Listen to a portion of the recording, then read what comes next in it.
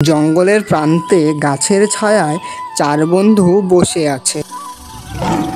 এই জঙ্গল তো এখন ঠিকমতো চলছেই না, সবাই নিজের মতো করছে, কেউ কাউকে মানছেই না। হ্যাঁ রাজা মশাই, সমস্যা হলো নিয়ম না থাকা। সবাই বুঝবে কে কতটা যোগ্য যদি আমরা একটা বুদ্ধির খেলা খেলি। খেলা মানে কি ধরনের খেলা? আমি তো খেলায় না, কাজেই বিশ্বাসী। খেলায় আমি মাস্টার, ঝাঁপ দিয়ে বিজয়ী হব। না না, কোনো ঝাপঝুপ না, শুধু কথার খেলা। প্রশ্ন থাকবে, শুধু উত্তর দিতে হবে।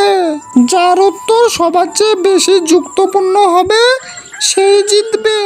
ঠিক আছে, আমি বিচার করব, শুরু করো। বুদ্ধির খেলা শুরু হলো। প্রশ্ন 1, যদি তোমার সামনে একটা পথ থাকে, একটা খাবার আছে কিন্তু বিপদও আছে, অন্যটা নিরাপত্তা কিন্তু খালি পেট, তুমি কোনটা বেছে নেবে?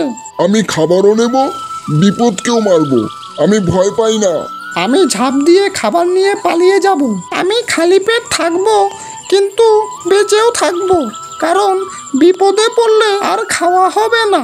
এই রাউন্ডে শিয়ালের উত্তরেই বেশি জ্ঞান আছে। দ্বিতীয় প্রশ্ন, যদি তোমার সঙ্গে কেউ খারাপ ব্যবহার করে তাহলে তুমি কি করবে? আমি তো তাকে এক থাবায় উড়িয়ে দেব। আমি তার পিঠে উঠে লাফ দিব, দুষ্টের দুষ্টামি। আমি হাসবো এবং ভাববো সে হয়তো নিজের সমস্যায় আছে। আমি উত্তর না দিলেই সে চুপ হয়ে যাবে। আহা, সত্যি বলেছ শিয়াল, সব কিছু শক্তি দিয়ে হয় না, আদরের চালাকি। শিয়াল তো সব উত্তর দিচ্ছে, তাহলে খেলার কোথায়? খেলা তো তখনই হয় যখন মন থাকে শেখার। তুই তো শুধু জেতার লোভে খেলছিস। আমার মনে হয় সবাই কিছু না কিছু শিখছি।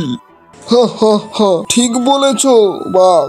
শক্তি, বুদ্ধি আর ধৈর্য, এই 3 মিলে হয় সেরা রাজত্ব। জঙ্গল ও সমাজ চালানোর জন্য শুধু শক্তি নয়, দরকার বুদ্ধি ও সহানুভূতির। আজ থেকে আমরা সবাই এই জঙ্গল চালাবো। শক্তি বাঘের, ধৈর্য সিংহের, দুষ্টমি বাদরের আর বুদ্ধি শিয়ালের। মানে এবার ঝাঁপ না, ভাবতে হবে আগে।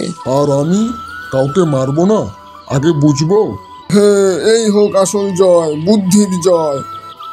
বুদ্ধি যেখানে, বিজয় তার দিকেই। বুঝলে বন্ধুরা?